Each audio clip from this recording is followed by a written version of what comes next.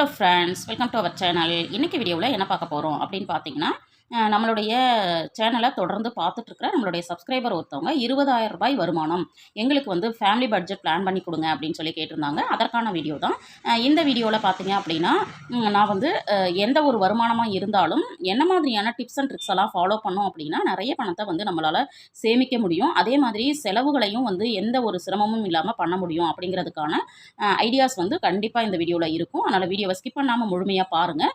அதுவும் இல்லாமல் இது வரைக்கும் நீங்கள் வந்து பட்ஜெட்டே போடலை அப்படின்னா, பிகினராக இருக்கீங்க அப்படின்னா கண்டிப்பாக இந்த வீடியோ யூஸ்ஃபுல்லாக இருக்கும். அதனால் வீடியோவை தொடர்ந்து பாருங்கள். வீடியோக்கு போகிறதுக்கு முன்னாடி நம்ம சேனலை இது வரைக்கும் பார்த்து சப்போர்ட் பண்ணிட்டு இருக்கிற உங்களை அத்துணை பேருக்கும் என்னுடைய மனமார்ந்த நன்றிகளை தெரிவிச்சுக்கிறேன்.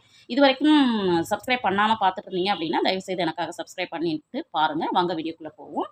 இப்போ 20,000 ரூபா வருமானம் வருது அப்படின்னா ஃபேமிலி பட்ஜெட் எப்படி பிளான் பண்ணலாம் அப்படின்னு பார்த்தீங்கன்னா, கண்டிப்பாக நீங்கள் ஃபாலோ பண்ண வேண்டியது வரவு, அப்புறம் செலவு, அப்புறம் சேமிப்பு அப்படின்னு நிறைய பேர் நம்ம வந்து செய்துட்ருப்போம்.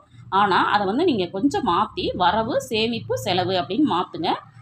எப்படிங்க வந்து திடீர்னு நாங்கள் வந்து வரவுலேருந்து சேமிப்புக்கு எடுத்து வச்சுட்டு செலவுக்கு பண்ணுறது அப்படின்னு நீங்கள் நினைக்கலாம். ஏன்னா நம்ம வந்து 20,000 ரூபா வருமானம் வருது அப்படின்னா அதை முழுமையும் வந்து நம்ம வந்து செலவு பண்ணுறதுக்கு ஏற்கனவே பழகி இருப்போம். திடீர்னு எப்படி வந்து செலவுகளை குறைச்சிட்டு சேமிப்பை மாற்றுறது அப்படின்னு சொல்லிட்டு. பட் நீங்கள் என்ன பண்ணணும் அப்படின்னா, ஒரே ஒரு விஷயத்தை மட்டும் நம்ம வந்து கன்சிடர் பண்ணணும். அதாவது உங்களுக்கு 20,000 ரூபா வருமானம் வருது அப்படின்னா அதுலேருந்து ஒரு 2,000 ரூபாயை நீங்கள் வந்து இன்னொரு அக்கௌண்ட்டுக்கு மாற்றி விட்டுருங்க. மாற்றி விட்டுட்டு உங்கள் அக்கௌண்ட்டில் வெறும் 18,000 தான் இருக்குது. நம்மளுடைய வருமானம் இந்த மாதம் 18,000 தான். இந்த 18,000 வச்சு தான் நான் இந்த மாதத்தை நான் வந்து செலவுகள் பண்ண போகிறேன் அப்படின்னு சொல்லிட்டு முதல்லையே நீங்கள் டிசைட் பண்ணிவிடுங்க. அதே மாதிரி பட்ஜெட்டும் போட்டுருங்க. இதில் வந்து நான் சொல்லியிருக்கிற பட்ஜெட்டில் கொஞ்சம் முன்ன பின்ன நீங்கள் உங்களுடைய செலவுகளுக்கு ஏற்ற மாதிரி நீங்கள் மாடிஃபை பண்ணிக்கலாம். ஃபஸ்ட்டு வந்து செலவுகள். அப்போ வந்து ஃபஸ்ட்டு நான் சேமிப்புன்னு சொல்லிட்டேன். 2,000 ரூபாய் அனுப்பிடுறீங்க, மீதி 18,000 தான் இருக்கும். அந்த செலவுகளையும் வந்து நீங்கள் என்ன பண்ணணும் அப்படின்னா, கண்டிப்பாக இப்படி பிரிச்சுக்கோங்க. தினச்செலவுகள், வாரச்செலவுகள், மாத செலவுகள் அப்படின்னு சொல்லிட்டு கண்டிப்பாக பிரிங்க. பிரிச்சுட்டு செலவுக்கு முன்னாடி சேமிப்பு அப்படின்னு சொன்னேன் இல்லைங்களா, அதை வந்து 10%லேருந்து 30% வரைக்கும் உங்களால் எப்படி முடியுதோ அது மாதிரி நீங்கள் பிளான் பண்ணுங்கள். இல்லை அதுவெல்லாம் பண்ணவே முடியாதுன்னா கண்டிப்பாக 10% வந்து என்ன பண்ணணும் அப்படின்னா சேமிக்க ஆரம்பிக்கணும். உங்களுடைய வருமானம் 20,000 அப்படின்னா 10% வந்து 2,000 ரூபாய். நான் முதல்ல சொன்ன மாதிரி அந்த 2,000 எடுத்து ஏதோ ஒரு அக்கௌண்ட்டுக்கு மாற்றி விட்டுருங்க. அதாவது செப்பரேட் அக்கௌண்ட்டுக்கு மாற்றி விட்டுடுங்க. மீதி இருக்கிறத வச்சு நீங்கள் பிளான் பண்ணுங்கள். இப்போ 20,000ல் 2,000 ரூபாய் போச்சுன்னா 18,000 ரூபாய். இப்போ நம்மளுக்கு வருமானமே 18,000 அப்படின்னு சொல்லிட்டு தான் நம்ம என்ன பண்ண போகிறோம், பட்ஜெட்டை பிளான் பண்ண போகிறோம். இப்போ முதல்ல தினச்செலவுகள்னு சொன்னேன் இல்லைங்களா, அதுக்கு ஒரு 1,000 ரூபாய் எடுத்து ஒரு பாக்ஸில் வந்து போட்டு வச்சுருங்க. எங்கள் வீட்டில் பார்த்தீங்க அப்படின்னா, நாங்கள் வந்து தினச்செலவுகளுக்கு வந்து பணத்தை வந்து இதில் தான் போட்டு வச்சுருப்போம்.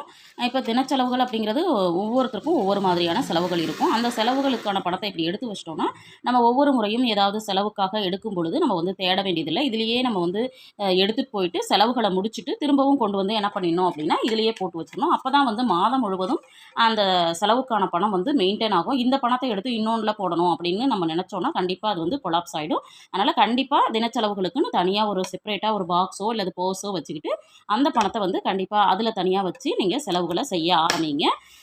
அடுத்தது பார்த்தீங்க அப்படின்னா, நம்மளுக்கு வந்து வாரச்செலவுகள் அப்படிங்கிறது தான். இந்த வாரச்செலவுகளுக்கு நம்ம வந்து அதிகமாக எதுக்கெல்லாம் செய்வோம் அப்படின்னு பார்த்தீங்கன்னா, வாரம் ஒரு முறை வந்து காய்கறிகள் வாங்குறது, என்வி வாங்குறது, ஃப்ரூட்ஸ் அண்ட் ஸ்நாக்ஸ் வாங்குறது. இப்போ இதுக்கு வந்து எப்படி பிளான் பண்ணலாம் அப்படின்னு பார்த்தீங்கன்னா, வந்து வாரச்செலவுகளுக்கான பணத்தை வந்து நீங்கள் என்ன பண்ணலாம் அப்படின்னா, இந்த மாதிரி பர்ஸ் வச்சுக்கோங்க. இந்த பர்ஸில் இந்த மாதிரி பர்ஸ் வச்சுக்கோங்க. இதில் பார்த்தீங்க அப்படின்னா, நீங்கள் வாரச்செலவுகள் இருக்கு இல்லையா, இப்போ காய்கறிக்குன்னு ஒரு அமௌண்ட்டு அப்படின்னு பேப்பரில் எழுதி என்ன பண்ணலாம் அப்படின்னா, நம்ம வந்து இதில் செப்பரேட்டாக வந்து வச்சுக்கலாம். வச்சுட்டு அப்படியும் செலவு பண்ணலாம்.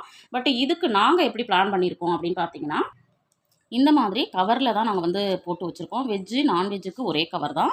அதே மாதிரி ஃப்ரூட்ஸ்க்கும் ஸ்நாக்ஸுக்கும் ஒரே கவர் தான். இப்போ என்ன பண்ணுவோம்னா, பட்ஜெட்டில் வந்து நாங்கள் வந்து 1,600 ரூபா ஒதுக்கியிருக்கோம் அப்படின்னா, அந்த பணம் வந்து பார்த்திங்க அப்படின்னா இந்த கவர்க்குள்ளேயே இருக்கும். நாங்கள் வந்து ஒவ்வொரு வாரமும் செலவு பண்ணிவிட்டு மீதம் இருக்கிறத இதிலேயே வச்சுருவோம். இது வந்து எங்களுக்கு வந்து பெஸ்ட்டு வேவாக இருக்குது. அதனால் வந்து இதை வந்து நாங்கள் ஃபாலோ பண்ணிகிட்ருக்கோம். அதே மாதிரி ஃப்ரூட்ஸ் அண்ட் ஸ்நாக்ஸுக்கும் வாரம் வந்து செலவுக்கான பணம் இதில் இருக்கும். ஒரு வாரம் செலவு அந்தந்த வாரம் எடுத்துகிட்டு போய் செலவு பண்ணிவிட்டு மீதத்தை இதிலேயே வச்சுருவோம். இது வந்து ரொம்பவும் ஈஸியான மெத்தடாக எங்களுக்கு தெரியுது. பார்க்குற வியூவர்ஸுமே பார்த்தீங்க அப்படின்னா கண்டிப்பாக இந்த மாதிரி பண்ணி பாருங்கள். நீங்களும் நிறைய பணம் வந்து சேமிக்கவும் முடியும், செலவும் வந்து ஈஸியாக பண்ண முடியும். அடுத்தது பார்த்தீங்க அப்படின்னா, இப்போ வந்து வெஜிடபிளுக்கு நான் எப்படி பிளான் பண்ணியிருக்கேன்னா, 20,000 ரூபா சேலரி இருக்கிறவங்களுக்கு வாரம் வந்து 300 ரூபா, 4 வாரங்கள் பார்த்தீங்க அப்படின்னா 1,200 ரூபா. என்விக்கு பார்த்தீங்கன்னா வாரம் 300 ரூபா, 4 வாரத்துக்கு 1,200 ரூபா. ஃப்ரூட்ஸ் அண்ட் ஸ்நாக்ஸுக்கு வாரம் 300 ரூபா, 4 வாரத்துக்கு 1,200 ரூபா. அப்போது நம்மளுக்கு வந்து மொத்தமாக பார்த்தீங்க அப்படின்னா, அதாவது 3 செலவுகளுக்கும் சேர்த்து வார செலவுகளுக்கு 3600 நம்ம என்ன பண்ணிடணும் அப்படின்னா இந்த மாதிரி செப்பரேட்டாக பிரித்து வச்சுக்கணும். இந்த மாதிரி நீங்கள் பிளான் பண்ணிக்கோங்க வார செலவுகளுக்கு. அடுத்தது பார்த்தோம் அப்படின்னா நம்மளுக்கு வந்து மாத செலவுகள். இந்த மாத செலவுகளுக்கு எப்படி பிரிக்கலாம் அப்படின்னு பார்த்தீங்கன்னா, நான் வாடகை வந்து ரூ. 5000 போட்டிருக்கிறேன். பட் வந்து ரூ. 5000 ஆகுமா அப்படின்னா, கண்டிப்பாக ரூ. 5000க்கு பார்த்தா தான் நம்ம மிடில் கிளாஸ் ஃபேமிலிக்கு ஓரளவுக்கு செட் ஆகிற மாதிரியான வீடுகள் இருக்கும். அடுத்தது வந்து மளிகைக்கு பார்த்தீங்கன்னா 3000 போட்டிருக்கேன். இது வந்து போதுமானதாக இருக்குமா அப்படின்னு சொல்லிட்டு நீங்கள் கேட்கலாம். ரேஷன் திங்ஸ் இருக்குது இல்லைங்களா, அரிசி, பருப்பு, எண்ணெய், இந்த மாதிரி எல்லாமே வந்து நம்ம யூஸ் பண்ண ஆரம்பிச்சோன்னா கண்டிப்பாக நம்மளுக்கு வந்து ரூ. 3000 அப்படிங்கிறது போதுமானதாக இருக்கும். பால் பார்த்தீங்க அப்படின்னா ஒரு மாதத்துக்கு நான் வந்து ரூ. 1200 போட்டிருக்கேன். ஈபிக்கு ஒரு மாதம் ரூ. 300, 2 மாதத்துக்கு ஒரு முறை தான் நம்ம கட்டுவோம். அப்போ ரூ. 600 போதுமானதாக இருக்கும். அதுவும் இல்லாமல் நம்மளுக்கு வந்து 100 யூனிட் வந்து ஃப்ரீயாக கொடுத்துட்றாங்க.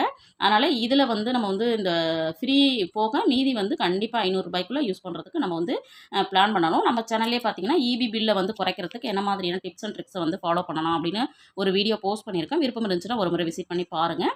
அடுத்தது வந்து கேஸ் வந்து பார்த்தீங்க அப்படின்னா ரூ. 600, ஒரு மாதத்துக்கு ரூ. 600, 2 மாதத்துக்கு ரூ. 1200. இதை வந்து இப்போ பார்த்தீங்க அப்படின்னா ரூ. 600 சொல்லியிருக்கிறேன். பட் வந்து இப்போ வந்து கொஞ்சம் விலை குறைஞ்சிருக்கு. இருந்தாலும் எப்பவும் போல் நம்ம ரூ. 600 எடுத்து வச்சு நம்மளுக்கு வந்து இப்போ ரூ. 900 தான் வருது. அப்போ இதுலேயே நம்மளுக்கு ரூ. 300 என்ன ஆகுது அப்படின்னா நம்மளுக்கு வந்து சேமிப்புக்கு கிடச்சிரும். கண்டிப்பாக இதையும் பண்ணுங்கள். அடுத்தது வந்து கேபிள் வந்து எல்லார் வீட்லேயும் இருக்கும். மாதம் ரூ. 250. பெட்ரோலுக்கு வந்து நான் வந்து ரூ. 1000 போட்டிருக்கேன். ஏன்னா நிறைய பேர் இப்போல்லாம் பார்த்தீங்க அப்படின்னா ஜென்ஸ் வந்து நம்ம வந்து வண்டி தான் பயன்படுத்துகிறோம். ஏன்னா பெண்களுக்குன்னு ஃப்ரீ பஸ் விட்டதுனால நம்ம வந்து மேக்ஸிமம் வந்து ஜென்ஸ் வந்து பஸ்ஸை விரும்புறதில்ல. எல்லாருமே பைக் தான் வந்து யூஸ் பண்ண ஆரம்பிச்சிட்டாங்க. அதனால் ரூ. 1000 போட்டிருக்கேன். அதே வந்து பெண்களாக இருக்கீங்க அப்படின்னா கண்டிப்பாக நீங்கள் வந்து ஃப்ரீ பஸ்ஸை வந்து யூஸ் பண்ணுங்கள். அதே மாதிரி இப்போ வந்து ஒரு இடத்துலேருந்து இன்னொரு இடத்துக்கு போகிறதுக்கு ஒரு ரூ. 15 டிக்கெட்டு, போயிட்டு வரத்துக்கு உங்களுக்கு ரூ. 30 ஆகும் அப்படின்னா அந்த ரூ. 30 ஆகிற பணத்தை நீங்கள் வந்து ஃப்ரீ பஸ்ஸில் போகும்போது என்ன பண்ணலாம் அப்படின்னா கண்டிப்பாக மணி சேவிங் சேலஞ்சுக்குன்னு ஒரு உண்டியல் வந்து வச்சுக்கோங்க. இந்த மாதிரி இது வந்து ஜஸ்ட் ₹100 தான். இந்த மாதிரி ஏதாவது ஒரு பாக்ஸ் மாதிரி வச்சுக்கிட்டு இதில் கிடைக்கக்கூடிய ஃப்ரீ பஸ்ஸு இல்லை வேறு ஏதாவது சேமிப்பு அப்படி கிடைக்கிற பணத்தை கண்டிப்பாக இந்த மாதிரி ஒரு உண்டியலில் போட்டு சேமிக்க ஆரம்பிங்க. அடுத்தது பார்த்தீங்க அப்படின்னா மெடிக்கலுக்கு வந்து ஒரு ₹500, மொபைல் வந்து ரீசார்ஜ் பண்ணுறதுக்கு ₹250 போட்டிருக்கேன். அதாவது ஒரு மாதம் வந்து நீங்கள் பண்ணுறீங்கன்னா இன்னொரு மாதம் இன்னொருத்தருக்கு பண்ணலாம் அப்படின்னு சொல்லிட்டு நான் பிளான் பண்ணியிருக்கிறேன். அடுத்தது பார்த்தீங்கன்னா இப்போது இதில் நிறைய கேட்டகரி நான் கொடுத்துருக்குறேன். பட் இதில் இல்லாமல் சில செலவுகள் இருக்கும். இப்போ வந்து இப்போ ஜென்ஸாக இருக்கீங்க அப்படின்னா பசங்களுக்கு பையன் இருக்கான் அப்படின்னா நீங்கள் வந்து முடி வெட்டுறதுக்கு போவீங்க. அது இல்லாமல் சில செலவுகள் வந்து இருக்கும். அப்படி இருக்கிறதுனால நான் ஷாப்பிங் அப்படின்னு சொல்லிட்டு ஒரு ₹500 போட்டிருக்கேன். இப்போ டோட்டலாக பார்த்தீங்க அப்படின்னா இது இல்லாமல் நம்ம வந்து அன்எக்ஸ்பெக்டட் அப்படின்னு ஒரு ₹800 வந்து ஒதுக்கியிருக்கேன். இது வந்து எமர்ஜென்சிக்காக. கண்டிப்பாக எமர்ஜென்சி பணத்தையும் வந்து தனியாக சேமிங்க. இப்போ டோட்டலாக பார்த்தீங்கன்னா ₹13,400 வந்திருக்கு. இப்போது நம்ம டோட்டல் பார்த்துடலாம். சேமிப்புக்கு ₹2000, ₹1000 தின செலவுகளுக்கு, ₹3500 வார செலவுகளுக்கு, ₹13,400 மாத செலவுகளுக்கு. இப்போது இந்த மொத்தமாக பார்த்தீங்கன்னா ₹20,000. இப்போ எங்கள் வீட்டிலேயே பார்த்தீங்கன்னா வார செலவுகளுக்கு நான் காமிச்சேன் இல்லைங்களா, அதே மாதிரி தான் நாங்கள் என்ன பண்ணுறோம் அப்படின்னா இந்த மாதிரி மாத செலவுகளுக்கான பணத்தையும் வந்து இந்த மாதிரி கேட்டகரி வைஸ் பிரித்து என்ன பண்ணியிருக்கோம் அப்படின்னா இந்த மாதிரி கவரில் போட்டு சேமிச்சிட்ருக்கோம். இதுவுமே நீங்கள் என்ன பண்ணலாம் அப்படின்னா வந்து இந்த மாதிரி நீங்கள் பிரித்து பர்ஸில் வச்சு கூட நம்ம செலவுகளை பண்ணலாம். இப்போ இந்த சேமிப்புக்குன்னு நம்ம வந்து ₹2000 ஒதுக்கணும் இல்லைங்களா, அந்த ₹2000 எப்படி பிரித்து சேமிக்கலாம் அப்படின்னு பார்த்தீங்கன்னா கண்டிப்பாக ஒரு ஆர்டி போடுங்க. கோல்டு சிட்டு வந்து ஏன்னா நகையோட விலை ஏறிக்கிட்டே இருக்குது, அதனால் ஒரு ₹1000 நகை சீட்டு போட்டுருங்க. பெண் குழந்தையாக இருக்காங்க அப்படின்னா செல்வமகள் சேமிப்பு திட்டத்தில் ஒரு ₹500 போடுங்க. அது இல்லாமல் பிபிஎஃப், எஸ்ஐபி இந்த மாதிரி என்ன மாதிரியான சேவிங்லாம் உங்களால் பண்ண முடியும்னு நினைக்கிறீங்களோ அதை வந்து பண்ண ஆரம்பிங்க. நிறைய பேர் கேட்கலாம், நாங்கள் வந்து சேமிக்கணும்னு தான் நினைக்கிறோம், பட் சேமிக்கவே முடியல அப்படின்னு. அதுக்கு ஒரு டிப் என்னென்னா, நீங்கள் ஒரு மாதம் மட்டும் ஃபஸ்ட்டு ஸ்டார்ட் பண்ணிடுங்க. அதுக்கப்புறம் ஆட்டோமேட்டிக்காக நம்மளே என்ன பண்ணிடுவோம் அப்படின்னா அதற்கான பணத்தை எடுத்து வச்சுட்டு மீதம் இருக்கிறத செலவு பண்ணி கற்றுக்குவோம். கண்டிப்பாக இந்த மாதிரியான ஐடியாஸ் வந்து கண்டிப்பாக பார்க்குற வியூவர்ஸ் வந்து ஃபாலோ பண்ண ட்ரை பண்ணுங்கள். இந்த வீடியோவில் சொன்ன விஷயங்கள் உங்களுக்கு பிடிச்சிருக்கும் அப்படின்னு நினைக்கிறேன். இந்த வீடியோ பிடிச்சிருந்துச்சுன்னா லைக் பண்ணுங்கள், ஷேர் பண்ணுங்கள். மறக்காமல் நம்ம சேனலை சப்ஸ்கிரைப் பண்ணி வச்சுட்டு பாருங்கள். தேங்க்ஸ் ஃபார் வாட்சிங்.